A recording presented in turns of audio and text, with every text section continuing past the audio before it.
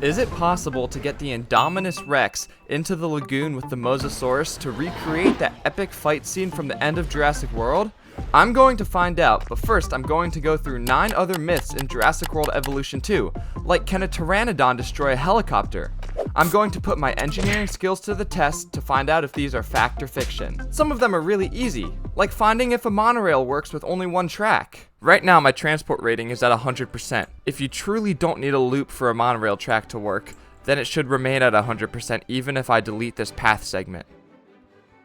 If we go into our guest coverage, we are still at 100% transport rating. This myth is busted. The whole reason that I'm investigating this and other myths is because I've wanted to add a megalodon to my park for a long time.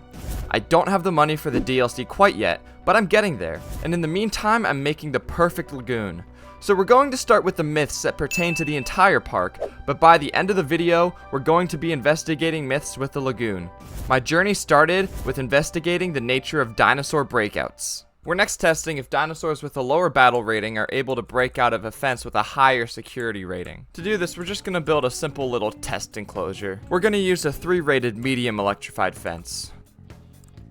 In order to make sure that our experiment is scientifically rigorous, we have 3 pens, all with the same defense rating of the fence. In one pen, we're going to have a 2-rated dinosaur, in one pen, we're going to have a 3-rated, and in one pen, we're going to have a 4-rated. We have the chunky boy for our 2-rated dinosaur. We have our boy Chaz for the 3-rated dinosaur. And we have an iguanodon for our 4-rated dinosaur. You can see that we have a timer in our lower left-hand corner. We're going to release all the dinosaurs at the same time. Theoretically, if the 2-rated dinosaurs are able to break out, it shouldn't take them much longer than the 3 and 4-rated dinosaurs. All 3 of our dinosaur species have been released. Nothing is left but to watch and see what happens. Oh, the iguanodon is already attacking the fence. And so are our Chaz dinosaurs in the middle. And also the Chunkingosaurus. Now I'm going to teach you a little bit of engineering magic so that we can calculate if these dinosaurs would theoretically be able to escape. The fences in Jurassic World are made out of steel, and if we look at the stress-strain curve chart of the steel used, most likely low-carbon steel, we'll see that its ultimate breaking point is 841 megapascals. Now that's an equation of pressure, which is force over area. We'll just assume that the dinos make contact with the fence over 1/4 square meter. That means that they need to hit the fence with a force of 210 million newtons. Newtons equals mass times acceleration. Our chunky boy has a mass of 1,500 kilograms, which means he would have to be accelerating into that fence at about 150,000 meters per second squared. Yeah, he's not getting out. The iguanodons have managed to break through their fence already. That did not take them as long as I would have thought. Are the Chasmosaurs able to break through their fence as well? Or will they be stuck behind the confines of their prison? We have given all of these species more than double the time that the iguanodons had to break out of their enclosure, and neither have managed to be able to do so. I think that means that we can safely say that this myth is confirmed. Dead dinosaurs can spread diseases, but for our third myth, we're going to be testing to see if these piles of dung can spread diseases as well. I mean, theoretically, if a dead dinosaur can spread disease, massive piles of poop should as well, right? Our experiment is going to be set up very similar to our last one. In our left enclosure, we're going to have nothing to contaminate the dinosaurs. In our middle enclosure, we're going to have some dead dinosaurs to spread disease. And in our right enclosure, we're going to have some piles of poo to spread disease. The reason for 3 enclosures instead of just 2 is because in all good scientific experiments, you need to have a control group with a placebo. This is to ensure that the test results aren't just skewed because of the fact that you're giving a test. In a video game, it's less important, but we're still doing it for the sake of the concept. I'm sorry, my friends. You are but fodder for death, decay, and disease, which is soon to come. I chose Triceratops as the test subject for this experiment to honor that scene from the original Jurassic Park movie, where the doctor goes and checks out the sick Triceratops. I promise that you're helping a great cause. Alright, it's probably about time to put our piles of poo in this third enclosure. Oh man, look at all of this. Who could have done such a thing? Oh, look at the detail too. They've got all the fibers in there. Oh, and there's flies. Death has unfortunately come for one of our animals. Clear the carcass from the enclosure before it can spread disease. Well, unfortunately, I'm not going to be doing that because we want to see if poo can spread disease as well. We have with us a timer here, and we're going to be releasing these dinosaurs. Dinosaurs are releasing. And for our test subjects, I chose to go with the dinosaur color pattern that was in the original 1993 Jurassic Park movie. Now it's just a matter of time to see if any disease pops up in the park. Ew, look at all the things that you guys did here. This is disgusting. How could you even do such a thing? It's been 2 minutes of sped up in-game time and still no disease. I'm wondering if these dinosaurs can't get disease. I'm thinking I need to have the dinosaurs with the sickly trait. So I'm gonna try to do that here for a second. Alright, all of these dinosaurs have the sickly trait, and there's a dead dinosaur right here. So if any of them are gonna have a chance of getting diseased, it would be these guys. This experimental procedure seems to have failed us. I'm not sure why, but none of the dinosaurs have gotten sick even from the decaying bodies. We're gonna have to look into this more and try something new. At this point, I went into a deep dive on the internet, and I found the best ways to make yeah.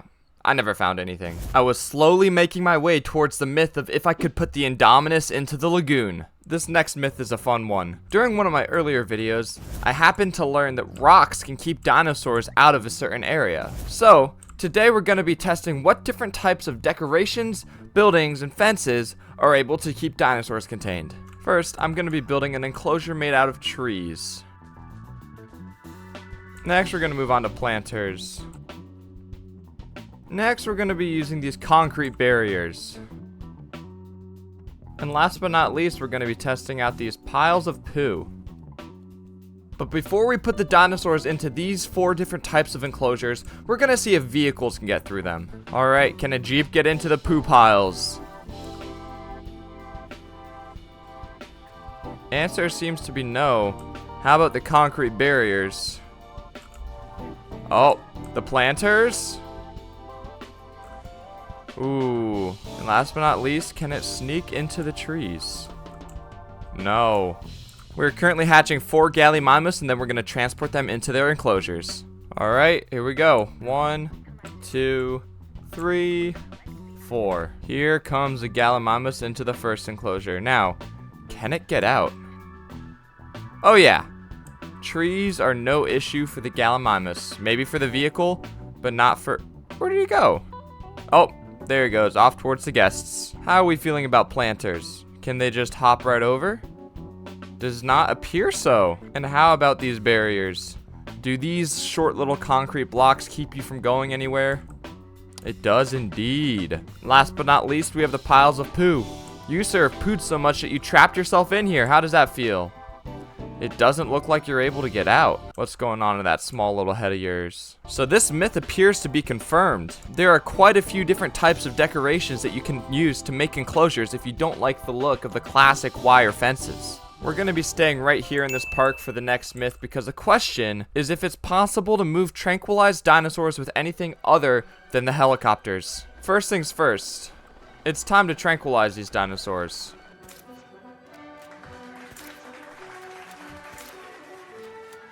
We now have 3 nicely tranquilized Gallimimus, and we're going to see if we can push them any way other than the helicopter. First, just can you walk and push them? The answer is no. Next, can you hit them with a vehicle?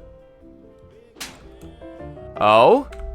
I think that might have moved it a little bit. Maybe not. Oh, you can definitely move them with the vehicle. Holy crap. Go, go, go, go, go, go, go. Oh yeah, this myth is indeed confirmed. We have one last myth to test in this park before we're gonna leave. And that's the question of if pterosaurs will attack helicopters. We're gonna choose the Pteranodon because it's got some pretty high stats. Its attack stat of 60 is unrivaled by any dinosaur. And we're gonna be synthesizing quite a few of them. And since we don't want the dinosaurs to be too distracted by all the tasty treats of guests in the park, we're gonna build a battlefield right over here with some emergency response teams. Alright, we're releasing quite a few pterodons over here. It's about time to start shooting them and see what they do in response. Now, what I was about to find out was going to shock me, but it wasn't going to shock me as much as what I was going to find out when I tested myths with the Lagoon, especially the Indominus Rex. Now, will they attack the helicopter? I'm getting all up in his face. Where is this guy? Oh! Oh, he is 100% attacking the helicopter. But I want to get this guy. Hey, buddy. No. Oh, he is destroying our helicopter. Oh, man. Wait. He took our guy. He destroyed our helicopter.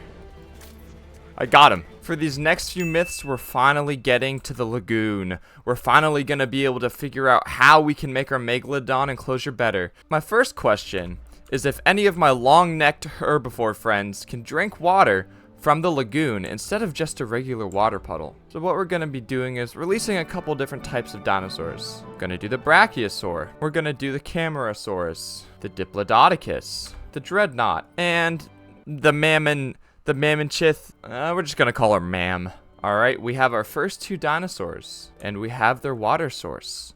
Will they or will they not drink the water? We're going to implement a timer just so that y'all can see just how long it's taking if they do manage to drink. Alright, this Brachiosaurus is thirsty. Is it going to find the lagoon to drink from? We have quite a few of these guys that are thirsty now. The Diplodocus, the Mammoth, now that we've got a dinosaur with low health from being thirsty. Oh, is he going to go drink from the lagoon? No, it doesn't appear so. But can they drink water if it's outside of their fence? Can you do it, buddy? Please tell me this is possible. It'll be so cool. Oh, the Diplodocus just walks through the fence. I see. They can't drink from lagoons, but if you put water on the other side of a fence, they will glitch through the fence to drink the water. So I guess that means that this myth is half confirmed? Partially confirmed? This next myth is a really fun one because it involves guests and the Mosasaurus. When the Mosasaurus usually feeds, it eats these great white sharks off of lines by the park. If we take these shark feeders away, will the Mosasaurus eat the guests on the zipline instead?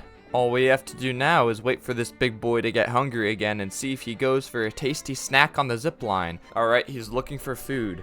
Will he find the guests on the zip lines? It would be a really cool Easter egg if this was added into the game. Alright, time for some more quick engineering. Let's say that the zipline is about 20 meters tall on the low side. The Mosasaurus weighs 30,000 kilograms, so that means that it would have a potential energy of 5,886,000 joules. We set this equal to kinetic energy, solve for velocity, and find that the Mosasaurs would have to be swimming at about 20 meters per second to make it up to the zipliner. That seems pretty unlikely. He's heading towards the zipliners. Is he gonna go up and get one? Nothing. He's almost in the red range of his food, so if he's gonna make a move, he needs to make it now. And he is now hungry. Is he gonna make a move on these dudes on the zipline? It doesn't look like it. I think we can safely say that this myth is busted. The Mosasaur will not eat your guests on the zipline. For our second to last myth, we're gonna be asking the question of if you can get vehicles into the lagoon. To test this out, we need two things: vehicles and a lagoon. So we're gonna grab a response facility, a paleomedical facility, and a nice open lagoon. Now how we're gonna be attempting to get the vehicles into the lagoon is by jumping them. But first, we're just gonna see if we can get a helicopter into the lagoon. This should be easy enough. It appears that this is as low as you can go. Next up, we have the mobile vet unit. Now this is a heavy car. It does not move very fast, so I don't have a lot of expectations for this. But let's see what happens if we go full speed off the edge of this cliff here. And it just goes into the sidewall. But what about a ranger team? These Jeeps are much faster than the first aid cars. Oh, that was close. You know, I think we can get it. I think we need a longer run up though. So let's increase the size of this and maybe give it a downhill. Alright, we've made a runway here. So we're going to be taking off from this runway and seeing if we can get into the lagoon. One last engineering lesson. What, you thought you'd get to watch a YouTube video on this channel without learning anything? Wrong. When the Jeep enters the air, it becomes a projectile and thus can be defined by projectile equations. I'm not going to do the math for how far it should theoretically fly, but here are the pieces needed so that you can figure it out if you want to. And here we go. And we're in. Oh my goodness. It sinks straight to the bottom. Where is it? Where is it? Hello? It's back at base. What is this? Is that a waterlogged vehicle that I see? Let's try this again. We're going to attempt this one more time. In 3, 2, 1, and we're off. Oh, there it is. Oh, it disappeared. That is a myth confirmed. You can put vehicles into the lake, but they will despawn right before your very eyes. Oh, wait, we see it and it disappears. we have one last myth to do, and that is if you can get the Indominus Rex into the lagoon to fight with the Mosasaurus. There are a few different methods of doing this, but the first one I can think of is with some other dinosaurs. So we're gonna set it up and then I'll get back to you. We have here in the middle of a lagoon an island, the Island of Death, and soon a Spinosaurus and 6 Velociraptor will be landing on this island to see if the Spinosaurus will throw the raptors into the lagoon. It's interesting to me that the small dinosaurs are delivered by these blue guys, but the big dinosaurs are delivered by these yellow guys. Look at this Spino. Alright, we have 6 raptors here, and now they're bringing down the Spinosaurus. The fights are about to begin. Will the Spino throw the raptors into the lagoon? They're playing a bit of King of the Hill. Come on, just fight already. Are you going to fight or not? Do we need to level out the terrain here? Combat frequency is normal. So, I mean, theoretically, they should be fighting right now. Stop getting along. Alright, I don't think the Spino's gonna do the job, so we're gonna need a different dinosaur. Oh, here's the battle. Are you gonna throw them off? You don't eat them, do you? The question is, will the Ankylosaurus fling the raptors? Oh my goodness! Are you kidding me? They flung a Velociraptor into the water. Look! He survived. He's in the lagoon. Alright, so dinosaurs can get in the lagoon. That is good to know. The goal is to get an Indominus Rex, so we're going to have to put an Indominus and some Ankylosaurs in there. This raptor hasn't moved, so I'm beginning to think that once dinosaurs are on the water, they can't move at all. Oh! The raptor died. And when he died, he floats in the water. I better see some fighting action here. Oh, that's a good hit. Organ trauma. I don't think he can get flung over the edge either way. Which means it's back to the drawing board and time to dispose of these dinosaurs. Alright, my next idea is, you know how Gallimimus have that running animation when they're released? Yep, you guessed it. I'm gonna see if we can glitch dinosaurs into the lagoon with their spawning animations. Let's go ahead and try this first with some Gallimimus. And now, can we put Gallimimus into the lagoon? Oh, did he glitch in? No, they're staying out. Well, if the Gallimimus can't get in, I don't know anybody who's going to be able to get in, to be honest. Now that we're on to the side of glitching things, there's one last attempt that I think might possibly work. But first, I want to put a Mosasaurus in here and decorate this lagoon. Much more populated on the bottom. Look at this, which is perfect for a little Mosasaur friend. Now he's gonna figure out his habitat, but I found this glitch when I was on the internet the other day, and it's pretty insane, and I think you're gonna want to check it out. You go into the hatchery, synthesize a dinosaur, and sort by new. Then you go into your other hatchery, you synthesize a dinosaur, you start the Indominus Rex. Once it's synthesized in there, you go back to here, synthesize dinosaur, begin task, and suddenly you're synthesizing an Indominus Rex in the lagoon hatchery. You can select the eggs, select all, begin the task, and then you can answer the question that we've all been wondering. Is it possible to put a dinosaur into the lagoon to fight with the Mosasaurus? And here's the answer.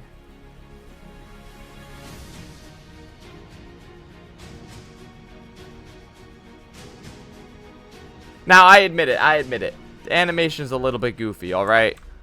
You got an Indominus coming in, and then, like I said earlier, it's glitched. It's a glitch. We all know this is a glitch. This isn't supposed to happen, so he just stands there. But it's cool, you know. And if you want to get a cool clip or a cool shot of something, then this is the way to do it. But there's one more myth that we have to test with this, and that's to see if the Mosasaurus will eat him as a source of food once he dies. We're going to delete this marine shark feeder and see if the Mosasaurus will go for the Indominus as a tasty treat. And while we wait for the Indominus to die and be fed to the Mosasaurus, there's one last little myth that we're going to test, a bonus myth, if you will. If you go into decorations and go into the whatever section this is, you'll find that there is a Velociraptor paddock, and this paddock can be put against the path, and, you know, from the original movie, this is where the Velociraptors were trained and held. And my question is, can you still keep Velociraptors inside of their paddock? Doing this is pretty simple. All you have to do is go down and synthesize a Velociraptor. We're going to take only one of the eggs and then see if we can put it inside of its paddock right here. And now for the answer. Can we put a Velociraptor inside of the Velociraptor paddock from Jurassic World and Jurassic Park? And you cannot. It becomes obstructed. It acts as if any other building. This would be a really cool Easter egg if Jurassic World could include it, and I personally think that they should. Indy is slowly losing its health. It's gonna become a tasty treat for the Mosasaur soon. And the Mosasaur is already hungry.